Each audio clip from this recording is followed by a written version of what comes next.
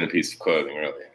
If you think about it. So, I mean, isn't all clothing more of a vibe, or shouldn't all clothing be more of a vibe than a piece of clothing? Yeah, like that. What is it? A movie? A tale? It was a tale. A great fairy tale. The Emperor's New Clothes. Is that the one where they're invisible? He's just naked. But he had so much swag. It didn't even matter. People were like, look at his clothes. I don't think that's what happened, but still. I'm wearing a sheet. Was that one of those like messed up Disney ones? Yeah, it's like I should retell Disney stories in my own unique way. You mean like in the real way, like in the true way, like where like the Little Mermaid like actually was like super depressed and jumped off a boat and killed herself? Because that's kind of what really happened, right? Is it? Like, yeah, like, in the real way, as in like, oh wait, we totally ripped the Lion King off from like a famous Japanese animator, and we're not going to tell anyone about it. Oh, that's crazy too. I didn't even know that. Are we gonna get banned? Because are all the things that we like stolen? Is everything stolen? No, so here's the thing. There's some interesting weird concepts around Disney. You seem really upset. No, I Disney riles me up a little bit. Like I want to go to Disneyland. I think Mickey's awesome. Like, I mean, as awesome as a mouse can be. He's the only mouse he's the only mouse I really like. I mean, yeah. I like and I'm not a fan of mice. I'll be 100% honest about it. Like I don't like snakes either, so it's complicated. It's complicated dislike for me because it's kind of like there's a mouse, which means that there's no snakes. So I'm kind of happy about the fact that there's no snakes, but I'm kind of sad about the fact that there's a mouse. I feel like I look like a mouse and a snake combined, sort of. Like that's sort of my face. You see that? Remember this? Nobody does this anymore. What was that? I totally remember that. That's crazy. All right, continue. I apologize. No, I'm kind of glad to be off the Disney topic. I was just gonna say, like, it's weird. Like you're steering us into the edge of a something, off the edge of a cliff. Off the edge of a cliff, right? Yeah. Thank you for joining. That's your podcast, Off the Edge. Well, I do have a podcast called The Edge of Obscurity with Sean from over at Crypto Writer. So that's cool. But you need to rename it something that's a little more apt of your just ability to, drive off the cliff sometimes. Right. And we are joined by our very special guest today. Hey! Whoa! What's up? Good morning and welcome. Well, good evening for you, but good morning for me. Yes, sir. Good morning, Jimmy D. I'm a big fan of your work, man. Hey, likewise. I mean, I was thinking last night about the last time we got the chance to hang out, and it's been only a few months, but it seems like a lot longer. So how have you been? Learning, man. Like this NFT space got my mind just in a whole new atmosphere, man. This shit just took over my whole mind, man. It's a passion thing. I love it. There was a time. I'm gonna tell you a crazy story. In 2017. I was supposed to start selling beats again and shit, right? And I was like, nope. This crypto kitty shit, this is gonna come to music and everything in a minute, and I'm just gonna fucking wait. And it's finally like here a little bit. So I'm in heaven, man. How have you been, bro? And then, I'm great. And then your good friend Yoshi calls you up and is like, hey, let's put some weird shit on the blockchain. And you're like, nah. Fucking do it, bro. Just do it. You trust Yoshi. You love him. Just do it. And me and Nathan been in the studio a few times. We done made some magic happen in there. It's been fun, man. Jimmy, I've been hiding it from you. I know. I'm gonna out you here a little bit. I know you're a dad, right? And you're a hardworking dad. You get a few kids, and I got one daughter, right? And she's like 2. And that's difficult for me. So I don't know like how you deal with it. And I was just curious because like I love Nathan. Don't get me wrong. He's an awesome guy.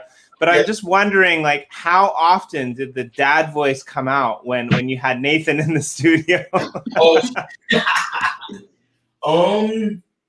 Be honest with you, when I'm in the studio and my kids are there, I switch automatically to dad world and then back into producer world. Nathan, he got a chance to witness it too. Yeah, it's pretty seamless. He's able to switch modes very easily. I think it's a testament to how much of a professional he is, but also how much of a professional dad he is, you know? Yeah, I'm more of a professional dad than a professional producer any day. Nathan, I work slow as hell, but when it comes to that dad thing, I'm competitive with it, and I'm trying to be the best at it. I'm trying to be the best to my kids. And I yell at them from time to time, but for the most part, I'm trying to be like the LeBron James of parenting. Like, I take this shit really serious. Yeah, you're a very good father. I mean, it was kind of the dedication I saw in person to just like, I don't know. I mean, I had a good dad and stuff, but it's like this whole thing of just knowing that, I don't know, I know all the stuff you're dealing with, and to see how you take it like a champ and how they still come first no matter what. I just really respect you and appreciate you for that, you know? Brother, I appreciate it. But I tell you this much, Jimmy D, a 2-year-old daughter, that's a old, that right there. I got 2 daughters. I'm never going to forget 2 and 3. Like, that age, it is absolutely crazy. You have to dedicate all of your whole soul to what they're doing. That's what girls want. You know what I'm saying? You can't like not pay attention to girls. You know, with boys. Yeah. At least once a day, you know, I kind of get yelled at by my daughter. It's like, Dad, why are you sitting? I was trying to take a video of her the other day, and she got angry at me because I was watching my phone and not watching her. Right? Like, I'm like trying to take a video of you. Like, it was really funny, but yeah. Yo, I remember when I used to make music or whatever, my daughter would come, right? She would grab my face like this and make me look at her. I'm listening, baby. I'm here with you. Yeah, man. She would grab my face, but kids first, man. You know, kids first. Yeah, I mean, me, my missus, you know, she used to, well, she kind of is, but she used to be a dancer, like kind of a professional dancer. And so my daughter, for whatever reason, she's really good at dancing, right? And it's funny that like she listens to this weird stuff, like really weird stuff, and like she'll play it over and over and over. Some of it's like, you know, weird children's stuff. Some of it is like weird techno stuff. Like some of it's like, you know, like rap or oldies or whatever. But like she knows what she likes, and like she'll just play it over and over again for like an hour and do like the same dance with like different variations of it. And like, it's just hilarious to see that, right? No, that's beautiful to watch them come into their own. Yeah. And, you know, some kids don't have that luxury though, Jimmy D. You're a great dad to allow your kid to like come into their own space, play their same fucking songs 1,000,000 times, and do their dances. Kids don't have that type of freedom to express themselves in their own home. I've seen it, man. Yeah, so I think it's interesting, right? Like we started off talking about NFTs, now we're talking about kids, but to bring it full circle, a friend of mine, him and his kid are working on like an NFT project together. They're doing some really cool stuff with it. I don't want to out them, so I won't say this, but how about you? Have you and your kids like experimented with any of this kind of like music or NFTs or any of these things? Like, are you going to become like the Will Smith of like NFT dads? Is that? I would like to, and I try to introduce my kids to the NFT world because they're right there on the edge of it. They're right there on the edge of it. The part of this whole NFT thing is there's not like an easy ramp for kids to get involved. You know what I'm saying? Like my kids ain't gonna go fuck with MetaMask. But they all have it on their iPads. They all have accounts. And when I say that word, they're like, oh, God, man. I forgot the password. They don't never forget their passwords. You know what I'm saying? But they'll tell me they forgot the password. Then we'll get in MetaMask. They're like, I don't want to do NFTs. Now I show them the games. They're a little bit interested. I want to create the easy button for the kids, though. I don't think the NFT space has a lot to offer for the kids yet. Do you think they care about owning stuff as much as like we do? Because it doesn't seem like younger people care as much about ownership or like, you know, those boundaries. They do actually. They do. You think so? Yeah, my kids, they play Roblox, right? Oh yeah.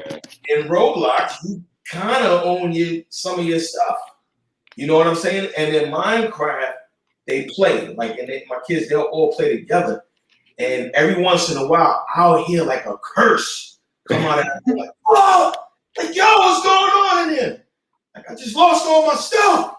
I'm like, in real life, you in the house, and like, no, Dad, in Minecraft, when you did it. I'm like, oh man, stop cursing though. You guys are in the Uplift world a little bit, right? Like you have. No, they play Minecraft on their iPads. I go into the, you know, the Java version of Minecraft sometimes and play around. I gotta get in the Uplift world. I gotta get in there. Yeah, well, I think so. I'm kind of the community manager of the YoshiDrops YoshiDrops plots in gratitude, and I think we're gonna have to get you one of those so that you can go in and you can hang out and you can, you know, build your tower, like maybe even have your kids come in under supervision, of course. BangOut. None of this, like just leaving your kids in front of the computer and going off and doing your, you know, napping and shit. Like build me this tower. I'm gonna go over here. No, but like, yeah, we'll totally give you a plot that you guys can develop out for like all of your NFT passions and stuff like that. I think that would be awesome. I mean, it's right next to a big temple that I built for YoshiDrops, which is pretty cool. A little pagoda. It's not big. It's little. It's you ever survival, worship right? there, Jimmy? Do you ever go there and worship? I mean, no. There's just like chests of goods that like I can use. What do you do there exactly? Like, what do you use this? Sounds like Studio 54. I feel like you're doing something weird there. I don't like it. I'm suspicious of you. Well, and actually, as luck would have it, it's right across the tracks too from another plot that I jointly manage, which is called the Maple Glazed Jerky Chronicles, which is alongside the Nasty Hooks, who thank you for dropping into the stream. Nasty Hooks. And they're like, yeah, so that we're he's been talking about them like off air, by the way. He talks about them in our private conversations. Yeah, he's like, dude, you gotta check them out. You know what I want? I went to see the karate moves.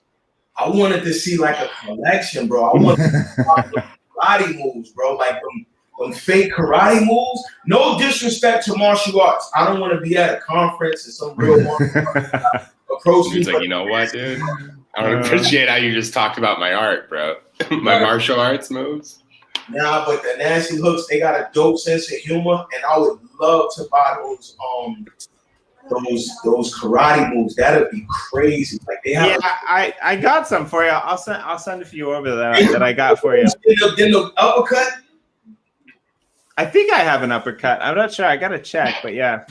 Also, if you're free, like anytime, we do our own dedicated show where we just go hang out in the Uplift and like we build away. So if you ever want to come hang out, just jump in game or even just chat on the screen. I think that happens on today. So on Monday night at 10:30 p.m.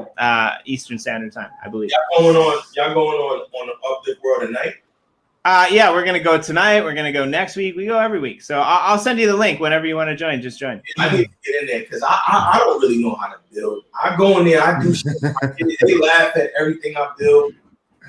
I'm having we're getting some stuff built right now, actually. Cool. For some of the stuff we're working on with our project. So as it goes, I don't know how this worked out, man. My guy was working on a comic. So I was like, this comic book is dope. He was like, I want to do a video game to it. I said, I know somebody that do video games. Now, the guy that did the video games, he only did like little apps, like the running game when they get the coin, Subway Surfer type games. So when he saw a demo of the game, he was like, no, I want like Call of Duty or something crazy. I was like, after a while, when I saw how many intellectual properties he had, like he got the game, he's doing an animation, he got a comic book, I said, bro, you know what? Let me grab the steering wheel on this. And we're doing that whole project through the blockchain. It's called Against All Gods. We're making a fun NFT game. We're not doing no quick money grab shit. We want to make a fun game. We want to have a game where people could just go make money, whether they play the game or not. Just go get some free shit. That's what we want to do. We just want to give shit to people, man. We want to give them fun and value. That's the whole goal of the game, because it's not really that expensive to set up. You know what I'm saying? And I think if we make the game fun and give value to people, we could get long-time customers that, you know, because I love Mario. I fucking love that game. And they never gave me a dime.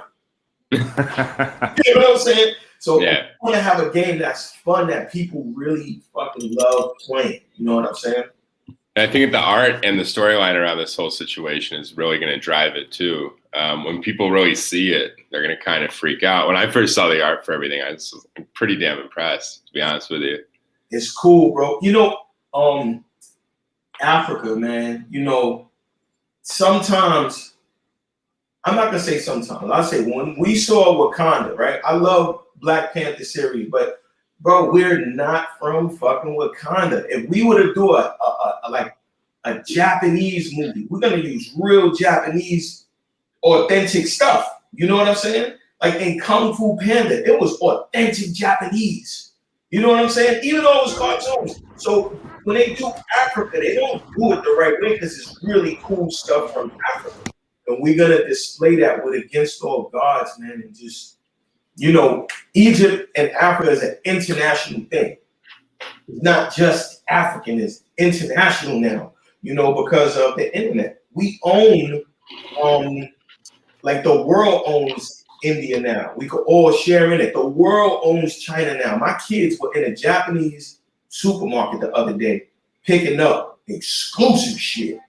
How do you know about that? The internet. And the Japanese people everywhere. There's, you know, signs in multiple languages on the streets. There's, you know, like Japanese out there. There's different types of food. Like, you know, the world is all kind of somehow come together and either battling against the other half of the world or some alien invasion.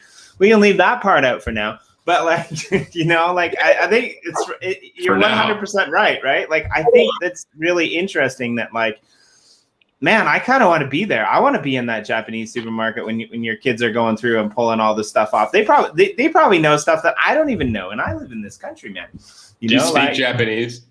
I do sometimes. Like I don't know if people understand me. I mean, a lot of times they pretend that they don't, but I think it's just that they don't. You know, right? Like avoid them. Try explaining like NFTs or you know.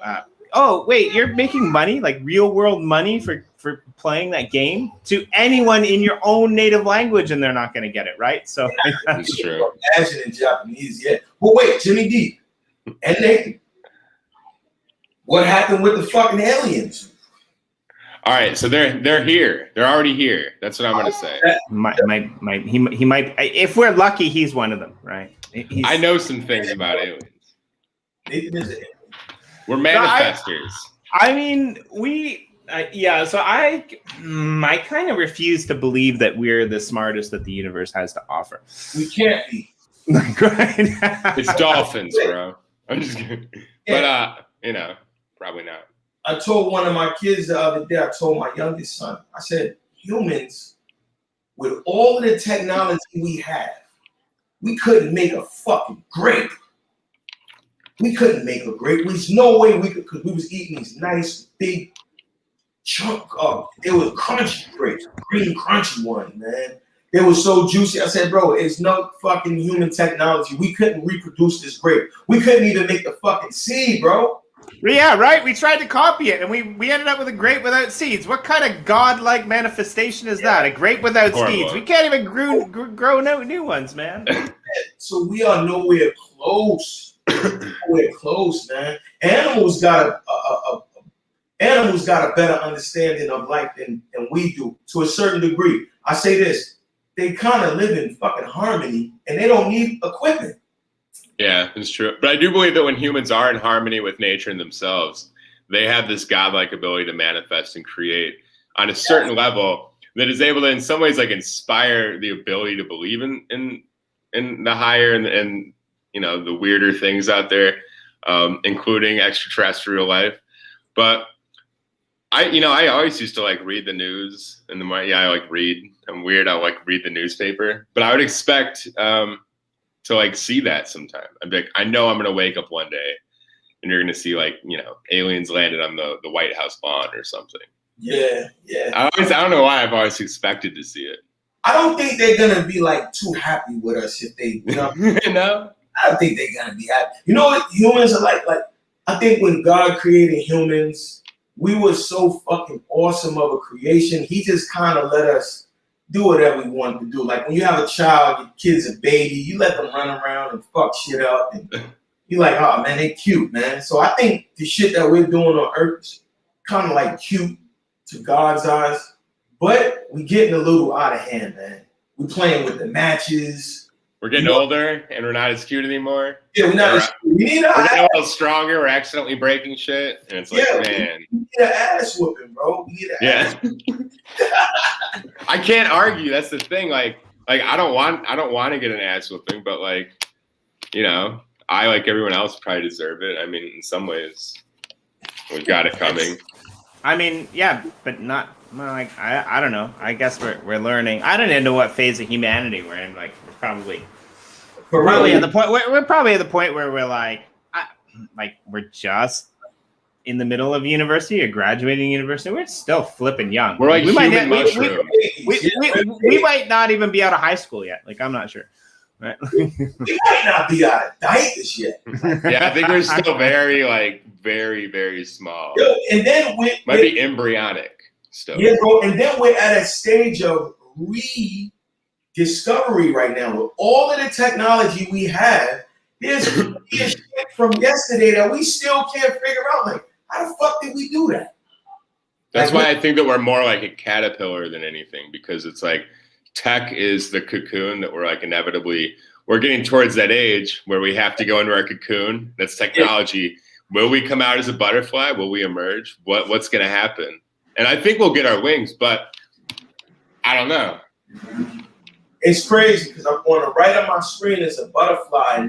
You might be right about that because technology is speeding things up exponentially fast. It's not even funny how fast we're doubling our knowledge. It used to take a fucking 100 years to double our knowledge. Now this shit happens every fucking 3 or 4 tweets.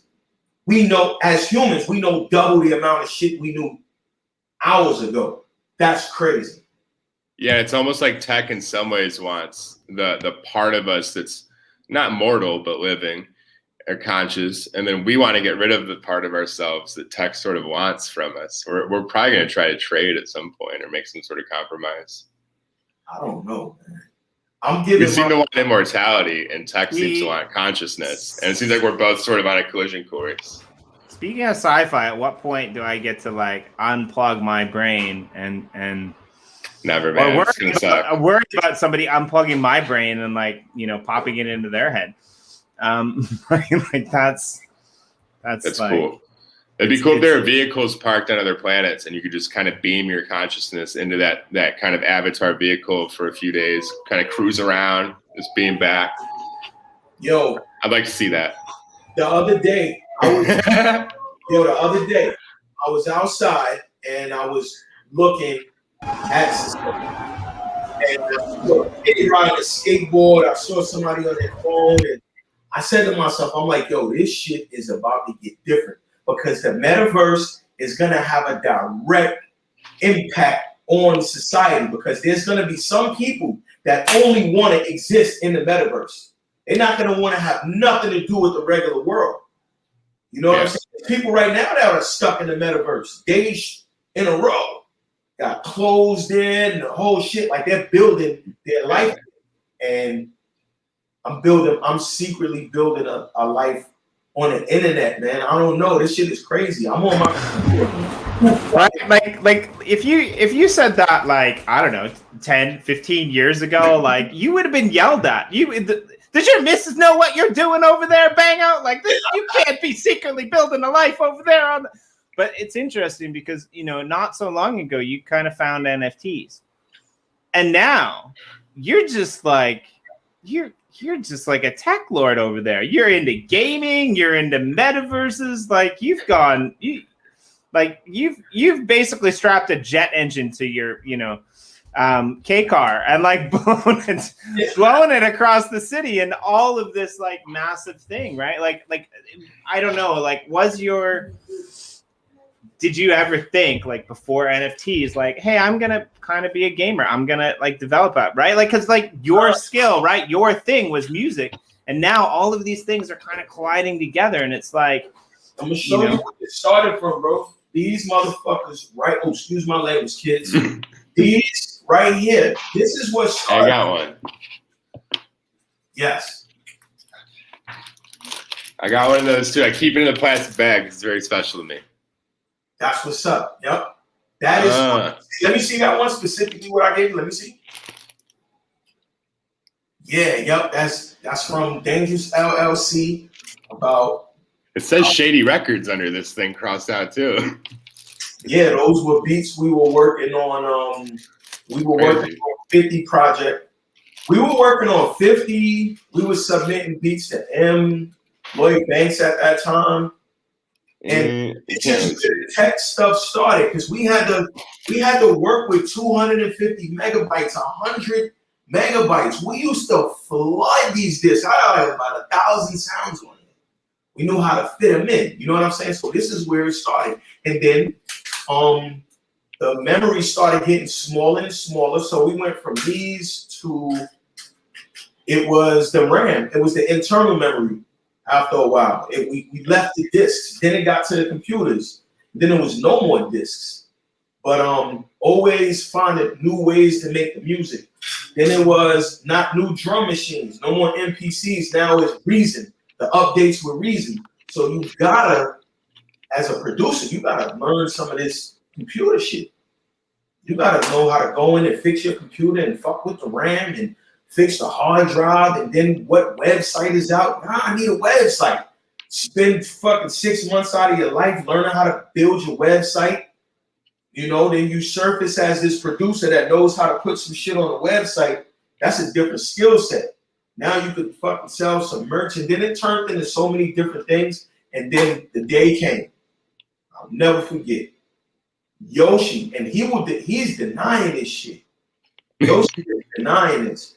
Me and Yoshi spoke about Bitcoin in like 2009, 2010, but we didn't know it was Bitcoin.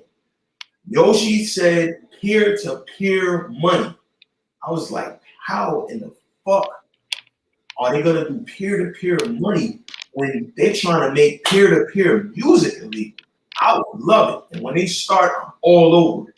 So, we always kind of knew about Bitcoin, and we just felt that shit coming. You know what I'm saying? Yeah. And look, just time went by, and I just kept paying attention. You know what I'm saying? I'm a baby student though. I'm not like no fucking tech boy at all. Yeah, but you were still in crypto before like most people in entertainment. You were like one of the first people, that were probably on that scene in a weird way. At least from like your world that you come from. Like you weren't, there's not like all these producers and rappers and stuff that are like, and they're kind of just getting into crypto a lot of times. That shit was boring, bro. That shit, I didn't have no fun in crypto early up. It was no fun. And actually, I read an article from MIT. They said that blockchain was man's greatest invention.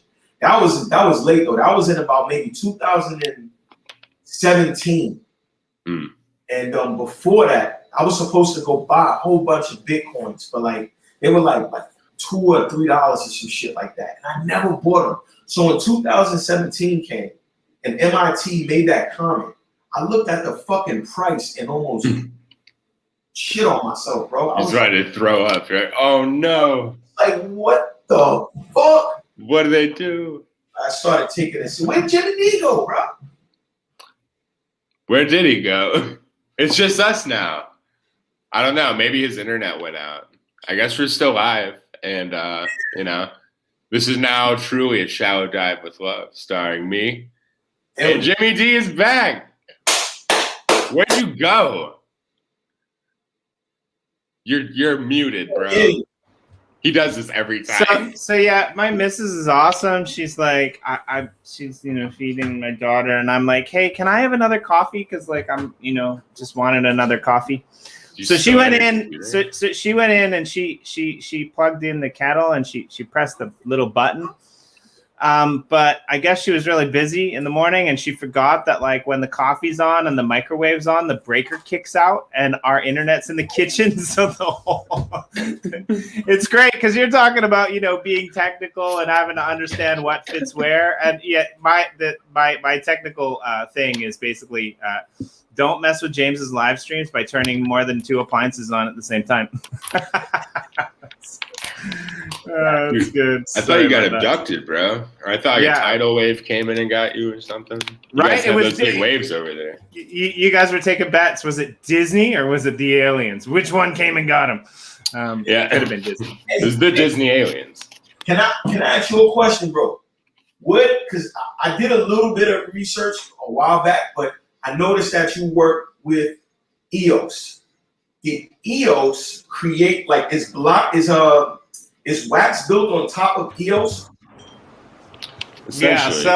So I Block One basically launched this ICO and they took up money for funding the EOS blockchain, which essentially built out the EOS.io code.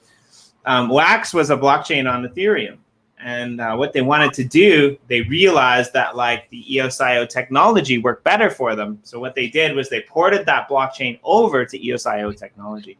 There's other blockchains that broke off from EOS and created their own blockchains. But Wax actually came from, Ethereum just because, transactions were free. Transactions were free. And they've been, they've remained quite distant. So I think one of the founders of Wax was basically the same guy who found Tether, which was kind of right. And so like I think they just saw the value in that. And so it's EOS.io, but it's like EOS.io because they adopted it. That's the way that I look at it, as opposed to like it came from EOS.io. Okay, that makes sense.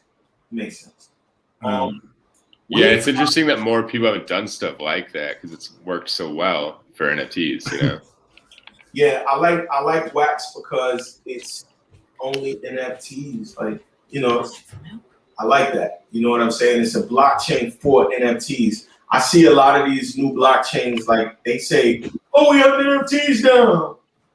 I'm like, all right, that's cool. And they got their curated shit. You know what I'm saying? And they just look new. You know what I mean? With Wax, it's like, this is what we came for. You know what I'm saying? Really easy to understand. And I like the fact that, like, NFTs are dope because there's a big side and then there's a small side. But the small side is equally as important as the big side. Like, those big transactions are cool. Get your fucking, your Beeples and your crypto punks and pay all them fucking high gas fees. That's cool. But what happens when it comes to like in-game items? A lot of shit only costs a quarter or maybe a dime, or you know what I'm saying? Like that's the part about NFTs that I find most exciting. Smaller items, you know what I mean? Well, and it's transactional in the sense that it's actually real time. You can actually do something. That's another problem with a lot of blockchain stuff. Is that, if you're playing a game and it's going to take like 8 minutes to go through like a transaction. I mean, you're just done already. Well, and you're not going to give it's like, hey, Missy, come on over here. I got a birthday present for you. She rips it open. You're like, what's this? I don't know, but like I saw it in a gallery. Hey, what are you doing? Don't be like poking that. That's $180,000 piece of artwork. You're not going to give her $180,000 piece of artwork to hang up in her room for a birthday, right? So that's, I think, the beauty of Wax is because it allows like these training processes for people to learn economics, right? Like you look at Minecraft, you look at Roblox, like it's already started before the blockchain was here. People can have these kind of in-game economies, right? Now, what happens when you take that as a learning experience and you multiply that with like all of the education that they should get in the public and private education system, and they don't. And now you know, they can become like real estate moguls that actually give them allowance money to buy that bubble gum that we used to have to beg our parents for, right? Like that, there's a big difference, right? Yeah, and by the time they're trying to go to college, I mean, some adult might actually be trying to buy that little property that didn't seem like much for, you know, hundreds of thousands of dollars, because by then it'll be, you know, so scarce that that'll be like a bargain. Right. My kids ask me all the time. They say, "Dad, can we buy Robux?" And I say really loud from across the house. I make sure I'll walk across the crib and say this. No, because I spend thousands in Roblox, bro. And that shit is never gonna turn into money. The things they own now. I think to myself, I like this play to earn economy. I like this own your characters, own your game items. Now I'm trying to encourage my kids to play games. I used to, you know what I'm saying, yell at them games. Now I'm like, I found myself trying to, and I was like, am I a good dad? I'm like promoting games. My kid, it's weird. It's weird. Yeah, I'm the same way. Like, it's like, what was that documentary that came out not so long ago on Netflix that was like basically all of these people who, you know, created these social networks, the social dilemma, right? All these people who created these networks, they don't let their kids use it.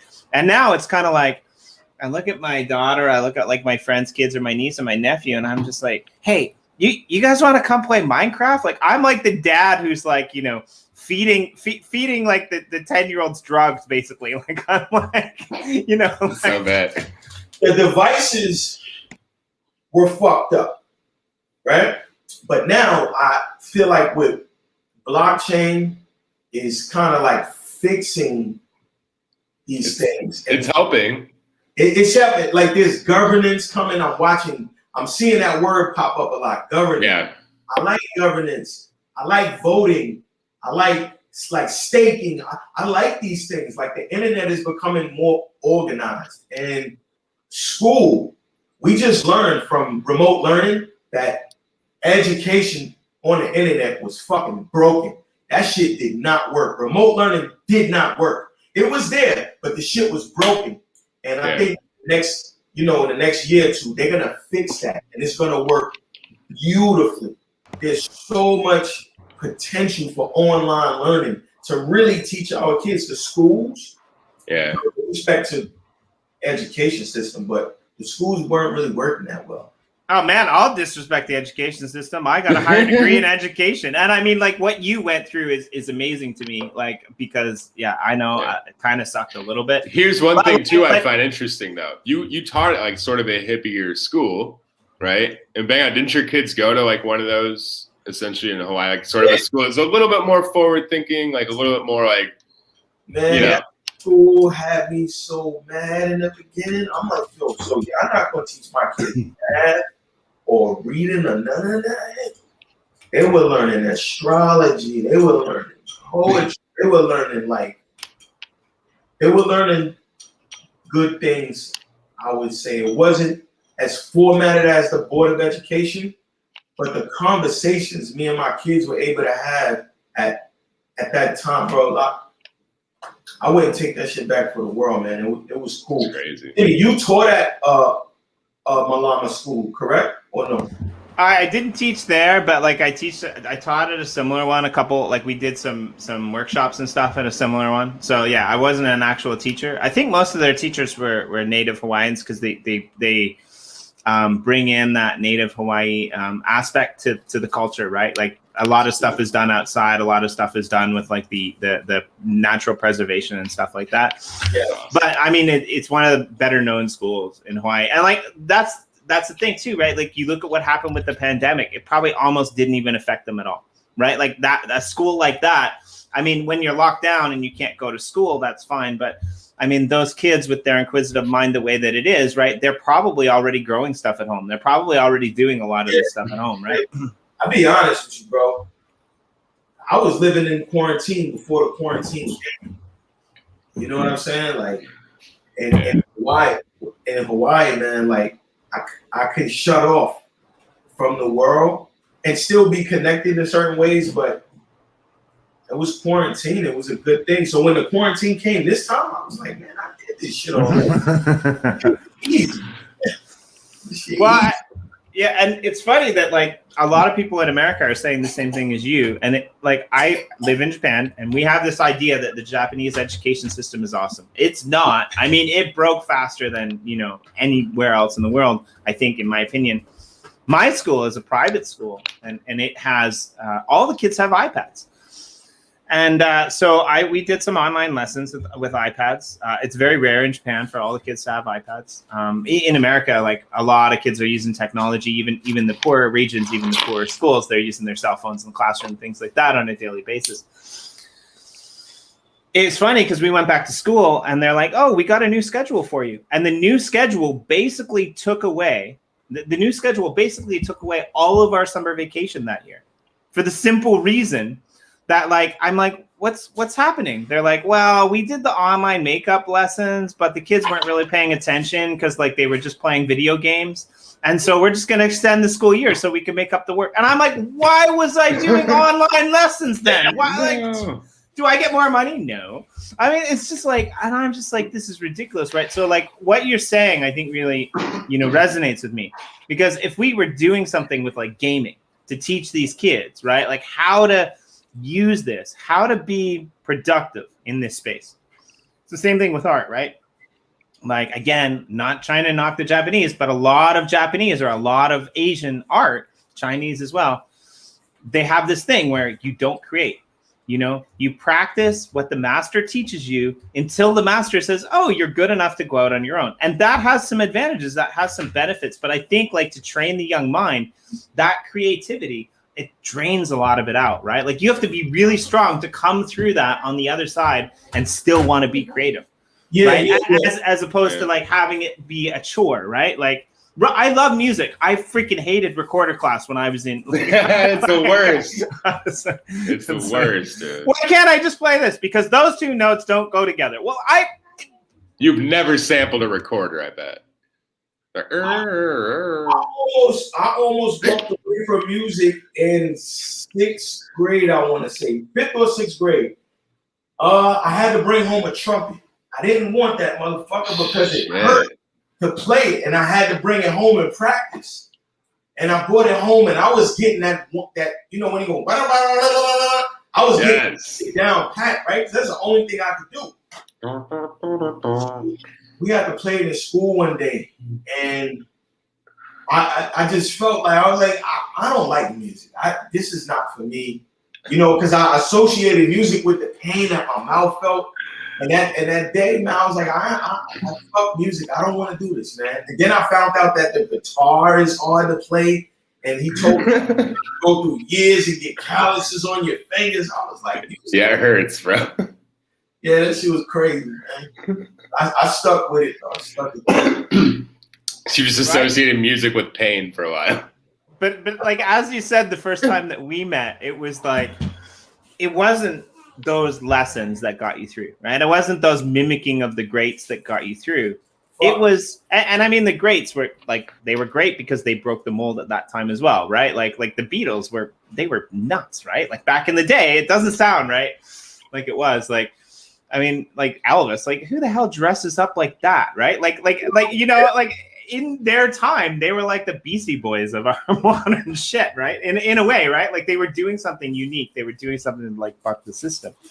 But what you were saying was back in the early days when you first started, right? Like what got you through was just the camaraderie of being part of creating something yourself in the lunchrooms, right? Like definitely. That was that was the instrument that I fell in love with, banging on shit. I could do that everywhere. And that was, and then like, I didn't have to practice to be like anybody. You know what I'm saying? Like hip hop was do whatever the fuck you want to do, man. And we might like it. You know what I'm saying? Yeah. Like that was everything. That was like the dopest that's the dopest part of culture to me. You know what I'm saying? Like, working is cool. All of the structured things we do is cool, but when it comes down to just do whatever the fuck you want to do, right? In this kind of style, and we'll see if we like it. And then you go out there and you try your fucking little break dance or say your rap or do your little stinky ass graffiti piece, and people like, yeah, we like it. You are a part of something. You are a part of something. Like, you was down by law. Like, that shit really meant something. I got older. I started to notice there were certain people that wasn't down with this culture. You know what I'm saying? There was certain people that just wasn't fucking down.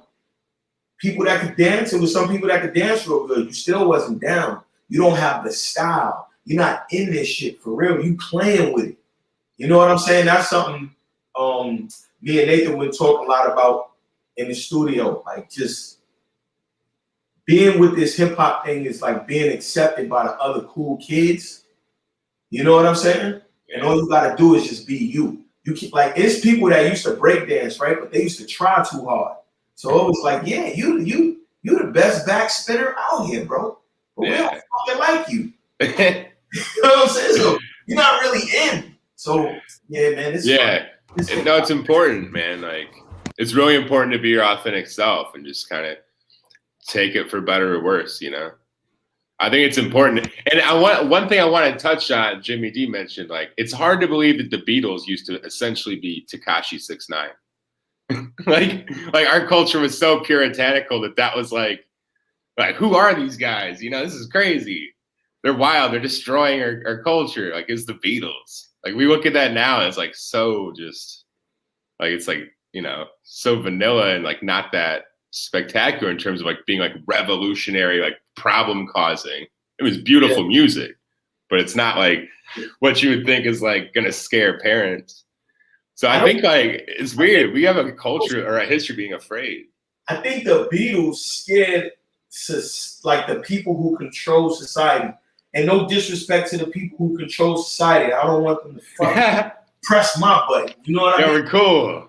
But with the Beatles, it was they used frequencies to alter shit. And that's dangerous to the people who control society.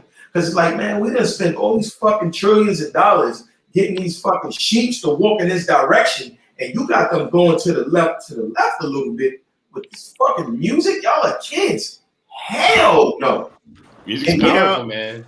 And then with the music, really had people like dancing to a different tune than what the architects of society was trying to do. So to the architects of society, I know like the 60s and the 70s, they were looking like, wait a fucking minute, we gotta switch this shit up.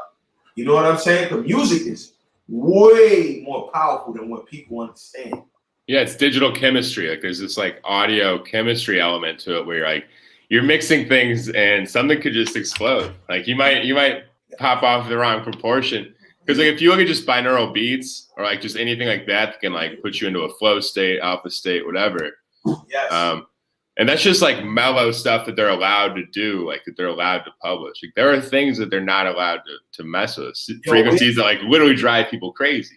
The music producers, we just got to the age where this is gonna be fucked up a little bit because there's some people that's gonna do some evil with this. But I know, we were talking about that. Like, it's crazy, yes, bro. Like, music is getting ready to change. We're able to program emotions now. Music manipulates vibration. It's vibration. So you can control things with vibration. Producers are starting to get hit to this shit. So there's gonna be some people that are doing music programming. You get what I'm saying? Like in Vegas, the casinos, they have this certain type of music that they play, right? And they put subliminal shit inside the music to make you fucking lose. They put it in your subconscious. And it's been happening in non-free countries for a while, right? Like think about the tonalities of announcements that come from like the national organization in North Korea or, you know, certain parts of communist China, right? Like this has been happening like for generations. And it's kind of scary when we get to the point where now corporations can do it. I mean, That's going to be nuts. Just to go back a bit. Do you guys want to know something crazy? Tell me. I live in Japan, right? I live in Osaka. That's crazy. One of the biggest countries in the world. One of the biggest cities in the world. Okay. If you ever come here and there isn't coronavirus, we can go out. We can go drinking. We can do whatever we want until the sun comes up. I mean, there's no last call here. They don't shut down. They don't turn the taps off. But in Osaka, to this day, it is still illegal to dance in a club after 1 o'clock. That's nuts, right? Like, this is one of the, right? People do it. There's no enforcement on it. The police don't come. They don't arrest you. But the bylaws still exist. How crazy is that? Right? Like, in some ways, it's logical. It's like, hey, if you make it to 1 a.m. and you're still dancing, you're probably drunk. You're going to bump into each other. You're going to start fighting. It's not logical. They also have you're not allowed to dance in a club that is smaller than 66 square meters. Right? Like you could be the only person in a club, but it's actually technically illegal to dance in a club. If you're dancing in a club, there's only me and there's 66 meters. Like, I'm practicing my breath. Sorry, dude, it's illegal. We're gonna have to shut you down. I don't know where these rules and regulations come from, but it cracks me up. It is weird. Yo, who would have fucking 7 people scratching their heads in a room? 1 o'clock is about 1 o'clock. And then who thought of the fucking measurements? Right? Yeah, that was just made to screw over like one specific location of like it was owned by somebody that somebody else didn't like. That's what that sounds like to me. Like, if it's 65 by 63, you can't dance in there. It's like, that's only one spot in the city, and it's so and so's location. Like, exactly. Okay, yeah, make it. That's fucking crazy, man. You never know. One thing I wanted to say earlier. We mentioned like screen time, and I didn't get this out. It's something that's like really interesting. I interviewed Dmitry Buterin once, and I asked him about if he had just limited Vitalik's screen time by 30 minutes a day, do you think Ethereum would have been created? And it's like those are the interesting questions that we're gonna have to start asking ourselves. Like, is it more beneficial to let him sit on the computer all day because he's actually probably helping the world, or should get outside there and like play, like go socialize and do some other things. But it's almost better to just let them do their thing, right? Yo, man. Hopefully, if I ever get to meet Vitalik Buterin, I'm gonna give him a fucking basketball, a football, and a baseball. Like, choose one. Choose one, bro. Like, he looked like choose the ball or the sword. I would cross him the fuck over, man. Like, we ever been on a basketball court, I'm going at him, bro. Come play some defense, Vitalik. A lot of people don't know this. I'll beat like 99% of people in basketball. It's one of the few things that I'm cocky about in my entire lifetime. Like, I'm cockier about ball than I am about art. Next time you come to the city, we playing. Yeah, I don't even. I want to see like a short video of that. I promise I won't even put that out there into the world, but I want to see that. I block people, man. I get people so mad. They want to fight me because I'll just kind of like I'll trail them around and just every time. I will not be getting blocked. People get so pissed. I will not be getting blocked. I'll get people like 4 times in a row where they're like about to throw the ball at me, so I'm like, and I fake that. And they go to shoot, and I block them again. I'm planning on coming stateside maybe early next year. You want to go, Jimmy? No, I don't play basketball. But I'm planning on coming stateside. Maybe I'll just have to come to New York. I want a one-on-one game with you, bro. Next time I come to New York, we're gonna film it for this channel. Yeah, let's do it.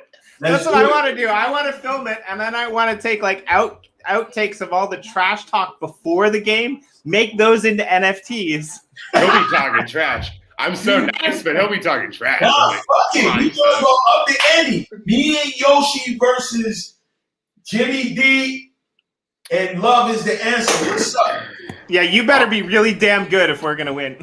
I'll beat you and Yoshi at the same time by myself. I don't think Yoshi ever played before. That's why I'm hoping. I'm hoping that's why it sounded so confident just now.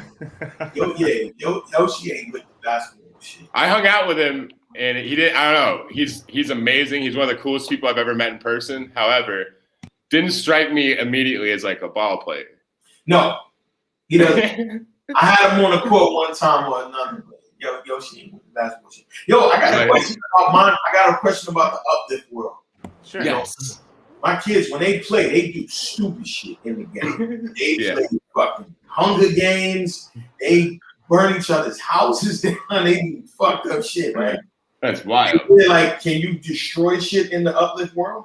Yeah, so no and yes. So we actually have a world called Nemesis where you can go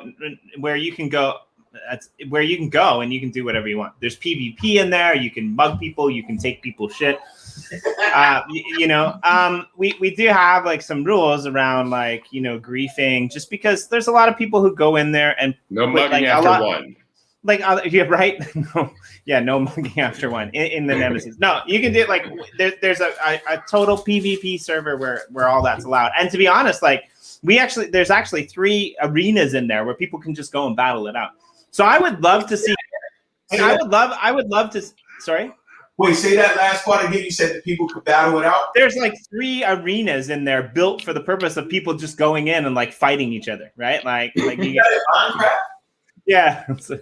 And so in Nemesis, in the Nemesis server, right? And so what I would love to see actually is people like your kids go in there and like organize these events. It's like, okay, we're gonna like. It's not easy. It's nighttime. There's those little freaking Chucky zombies running around that's gonna kill you. Yeah. But like, I would love to see like more of these events organized. At present, that's the only PvP place. Now, it would be kind of hard to mess stuff up on a plot that you're not whitelisted on anyway. Okay. Because wasn't there one kind of like weird attack thing that happened? Like so there are ways around it. Like it was Yoshi's daughter actually. Like that's when BangOut was yelling. BangOut's children were yelling, "Fuck!" It was because of Yoshi's daughter. Yoshi's daughter came in one day and she built this awesome stuff in Gratitude. And this was like before, like when we just first started. Yeah. And she's like, "I got all this cool stuff that I want to show people." And she just started teleporting people to like where she was, but she had these crazy space boots on, so she was like flying. So she would teleport people to her. In a survival world, they would fall thousands of feet into the ground. They would die and they would lose all their shit. And it's just like, what's happening? Where my I had like 100 diamonds. Who is this? Who is this asshole? Who is this prick? And it's like a 6-year-old girl, right? And it's like, no, that's perfect. She found a way to rob everybody, dude. It was awesome. Yoshi was probably, hey, but I mean, got something. You got to do this. Like, we have these rules just because we don't want, so one of the first things that ever happened in the Uplift, before the Uplift, was Corey and his friends, they built this massive cathedral where they were doing these gratitude monuments. And somebody just came in and destroyed it one day. Like, they just came in with these bombers and like just wiped it to the ground, right? That's the one I was referring to. Yeah. And so that kind of, one of the things was when you put property on the blockchain, right? Like you kind of associate some kind of ownership to that, right? And so but however, like let's say we gave like 2 plots to 2 of your children, right? Side by side, right? And we did like a whole kind of Tom and Jerry or Bugs Bunny and Yosemite Sam type of thing, where it's just kind of like, look, these guys are over there, they're shooting rockets at each other, they're destroying each other's castles. But yeah. I mean, they're kind of entering into this like agreement where they're both whitelisted on each other's plots and they're doing it for fun. Like something like that, I think would be possible. Now, if you're pissing the other person off, they can actually cancel the whitelisting. So there are these things that you could do. But if my plot was in the middle, my plot would still, that was about to take a weird turn. I'm glad I caught Jimmy, let's have a war. My plot was in the middle, right? That's dope right there. Kind of like, you're whitelisted to fight. This is what we do. Like whitelisted. Fight list. Yeah. It's the Fight Club in the Uplift. I like it. And now, like, again, I'm totally going rogue on this comment because, like, I don't see how the team could ever have any issues with this, right? Like, you got 2 plots beside each other. It's agreed upon, right? They're siblings. They're just, this is just I can just imagine you know, I could just imagine your older daughter coming to you, Dad, she destroyed my shit and then she took away my whitelist, so I can't get her back. You know, that'd be a good show. Them just like building things and like trying to build it first and destroy the other person. Yeah, they play that. I don't know what they call that, but that's what they do. And I come in the room sometimes. I'm like, why y'all upset for? Like, what's going on? Dad, that's the game. Like, we okay. You're going too far. This is I'm like, y'all were just upset. What's going on? They're like, no, that's how we play. Oh, okay. I get it. Well, we'll definitely get you guys whitelisted to some plots. Give me a few days and we'll get you whitelisted to some plots on the YoshiDrop, because I'd love to see what they do in there, and then they can just go in and play. I want to get them in there also, see what they do. There's no way to play in the Uplift World on mobile, is there? So like 99.9% you need Java. I think there's a couple people that have figured out ways to do it on like other devices, but like I think it's pretty much impossible, and you gotta like pretty much build your own computer or something weird like that. I'm not 100% sure on that. So. Yeah, I want to build a computer. I saw a trailer today. Unbelievable. I had no clue. It was so massive. That little picture that y'all put on the Uplift website, that was the ultimate throw-off. Right. That fucking hey, I was looking at the map the other day, like the Uplift map. I was like, wow, this one and that one, this is cool. And then when I saw the trailer, I was like, no fucking way. Like, y'all were just showing a small piece on the website, right?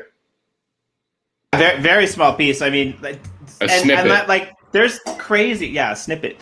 There's like, I don't know if you checked out the blogs or not, but please go and check it out, because like somebody we know writes them. And there's like a lot of photos of like a lot of great builds and like all tons of stuff that is going on. Did you guys? I don't even think Nathan saw this. Did you guys see that trailer that came out yesterday? Actually, I think I did. Yeah. That's what I was. Yeah, that's crazy. I saw it. It looks crazy. Yeah, the Lgnd community one. Like, if you haven't checked it out, go onto the blog and check it out. Like, that's flipping awesome. There's a whole story there. The funny thing is like, we talked about this on our show last night, the spoiler alert, but there's like, you know, Corey Cotrellium, who's like the founder of the Uplift. He's standing up there on the thing. This is how smart our community is. Within like 5 minutes of this trailer being released, you know, this whole, I'm going to pull it up because I just think this is hilarious. This whole thing kind of got blown out of the water because somebody noticed the little blooper that was in it. And the blooper was, I'll put it here. Just let me share the screen. You should definitely go watch it. But yeah, the blooper was, sorry, I just got to open it. Because I think this is hilarious. So, you can see. There it is. Corey, and it says, you know, Darko, Fallen Angel says, okay, mate, the pose is good, but we noticed something. The Grand Master, his pants are missing. And you can see, like, his pants are these, like, really weird little short things, right? Oh. He's got no pants on. And, like, they totally missed it. They totally missed it when they were, like, normal Nathan pants or Jimmy pants, right? But I just thought this is hilarious, right? And like they picked this up themselves. They saw this themselves. And like it's amazing the amount of creativity and stuff that's going into it. So I'm really, really excited to have like parents and kids and people in there doing stuff together, right? Like, I mean, I liked Tetris when I was a kid. I like kicking my mom's ass. You know, I like beating my dad to a pulp. And that was Tetris. You didn't even have to, you had like you had four choices. You press the button once, twice, or 3 times, or 4 times. That was it. And now it's just, there's rocket boots. There's, you know. My dad used to beat me in every game all the time and then just like laugh when I got mad. It was horrible. So I got really good at taking losses and getting back up and trying again. That was Vitalik's whole reason to create Ethereum. He's just like, fuck you, Dad. I'm gonna just keep going. You can't stop me. I never beat my kids in any game except for Mario. That's it. I was like, and I bought my kids old games before I bought the new games. I tried to give them the games that I like. You know what I'm saying? And then when like fucking hate the games that I introduced, then I go get like a PlayStation and stuff like that. Like my first Dad, why'd you bring us Battletoads? This is from like 1991. What is that? The first Mario that my kids played was like Nintendo Super Mario. I started them all there. They didn't like it. They hated it. And I was good. I'm speeding through, getting the turtle freeze and all that shit. It was crazy, bro. You know, I had to get them some games that they like. And I remember when I first started looking at Minecraft, and I was like, yo, why do y'all like this? And I'm thinking they're going to improve the graphics little by little. And then I noticed, like, my kids, they don't like the nice graphics games. They like the cube squared shit. Roblox, Minecraft. That's it. It's interesting. It's like we assumed that it would keep going one way, but like I guess if people wanted that, they would watch a movie or something. But there's like there's a high demand for that realistic stuff too. I mean, it is. But it's weird that like kids seem to gravitate to the more fun, simple stuff. Maybe we're just projecting a lot of our stuff onto kids. Because I think I was just like wanting crazy graphics because like I hadn't seen it yet. Yeah. Like we came from that era where it's like, what's possible? And now we're kind of like, well, if it gets too close, then we're going to question actual reality. That would be scary. So let's back it off a little bit. And, you know, I don't know. I'm okay with the squareness of Minecraft now, but like, I like in general, I'm like, you know, I wasn't a big fan of the Lego Cartoon Network show that came out. I was like, this is weird. Like, I like curves. Let's just leave it there. That Lego game is fun though. The Lego game is fun. Yeah, it is. And now I get it with the square characters. I get it. I totally get it now. Because like my kids, when they play the game, they're in front of each other and they're looking around, and I'm like, wow, these are avatars, and they don't want them to look realistic. They want to be this box person. You know what I'm saying? I get it. Like I watch how my kids design their characters. My daughter's character is her. It's unique to her. My son's character is unique to him. And it's cool because it's not so fucking realistic. It's not too many options. You know what I'm saying? So I get it now. I really get it now, bro. I really get it now with Minecraft. It's interesting what you say though. Like I remember, you know, when I was a kid, right? Like my dad would play like the Thriller album, you know, and I'd just be like, what is Dad? Just like let me listen to my music. He's like, well, what do you want to like? What do you want to listen to? And I'm like, I don't know, but not this shit, you know. Like I didn't swear in front of my dad. I was young. Like I don't know. I was probably listening to freaking Fred Penner or something. No, you said right? Put on Billie Jean. Right, and so I remember, you know, like there'd be like the White Album would be on something. I'd just be like, this is so lame, right?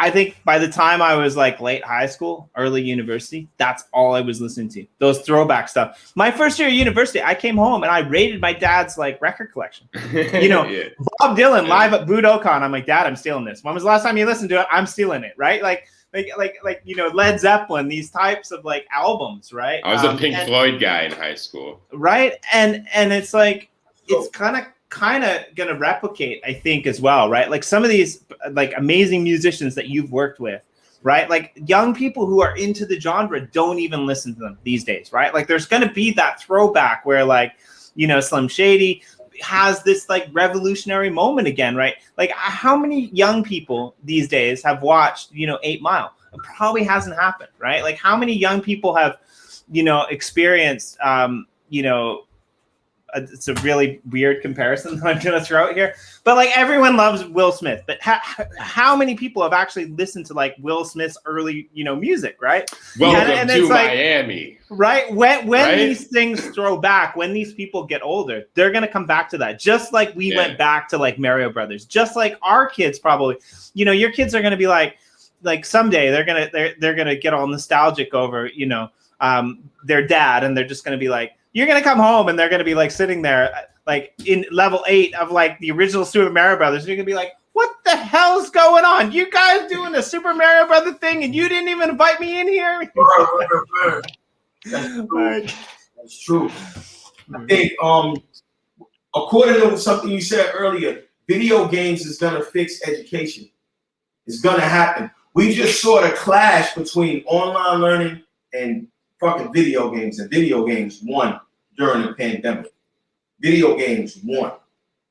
Google Classrooms didn't have shit on none of the video games during this pandemic, bro.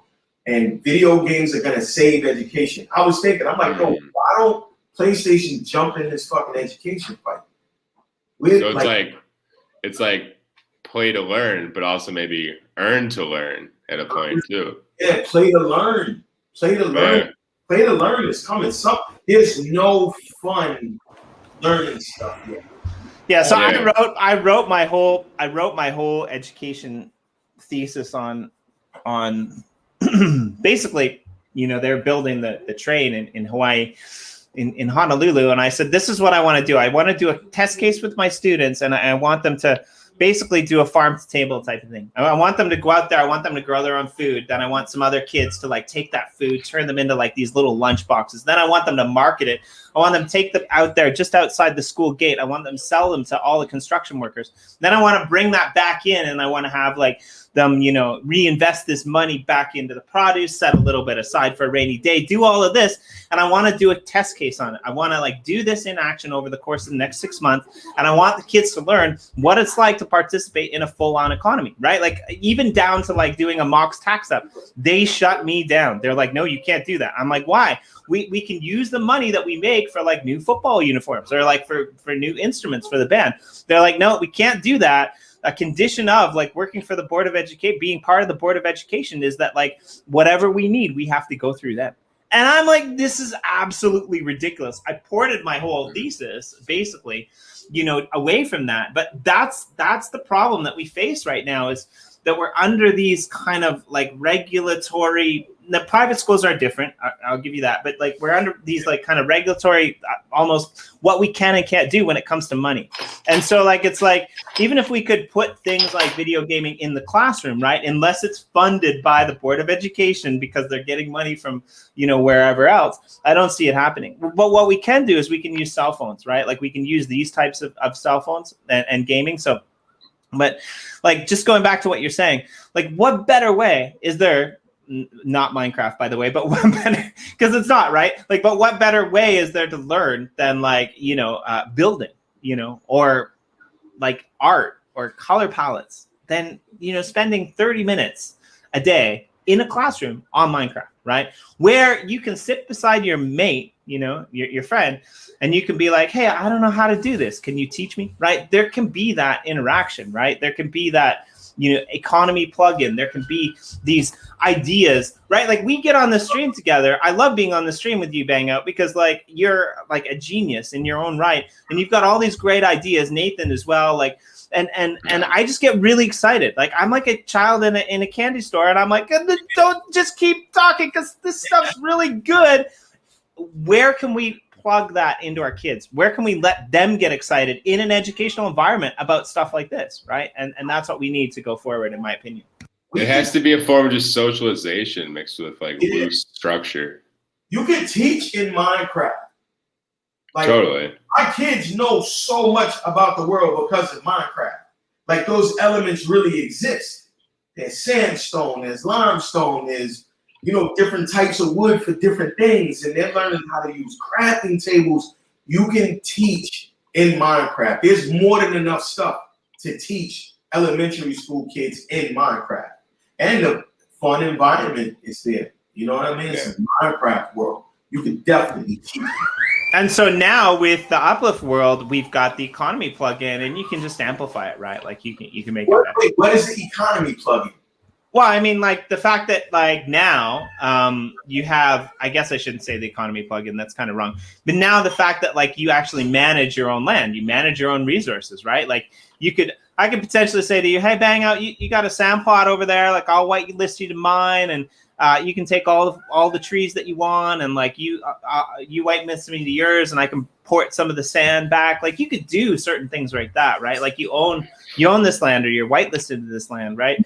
You're getting player rewards by touring around and looking at other people's cool stuff, right? Like imagine all of that in an educational environment, and it's going to be cool, right? And it's like, you know, for the first time ever, kids might actually be interested in talking to their parents about what they learned at school. So you see how they have like Google Classrooms? I would love to do a situation where one of the classes out the day is on the Uplift World. We meet at the Uplift for maybe an hour or two to learn this specific thing, agriculture, whatever it is, science or whatever it is. We're doing this one class in the Uplift World. Then we'll meet back on Google at 2. You know what I'm saying? But that's right? crazy. And then after, you know, just to make it so that we're trying to like meld it into the normal system, after kids can write a report on like the possibilities and the definite synchronicities. Don't make them write the report though. Minecraft and the real world. No, but I mean they can do a video report. They can do a video report, right? They can be like, oh yeah, like this was my style. Like I actually like dropped all of these sandblocks in here to like build an island in the middle of the ocean because like sandblocks sink. Like and then I have this like cool floating island, which actually isn't possible in the real world, but that's why I love Minecraft, because like I can climb up a vine and I can like discontinue everything from the bottom, things like that, right? And like there's so much that kids can learn, right? We just have to, I think we have to be careful to make sure that kids know that if you jump off of a cliff into a puddle, that you will die. Right? Yes. And that's gravity. Right? But it doesn't happen. I don't know. But it doesn't happen in Minecraft, right? And like what's crazy about that is there are situations, I think there's more deaths in Tokyo than anywhere else in the world of kids like falling off of balconies because they have no sense of height and space because they grow up in these massive high rise buildings with glass, right?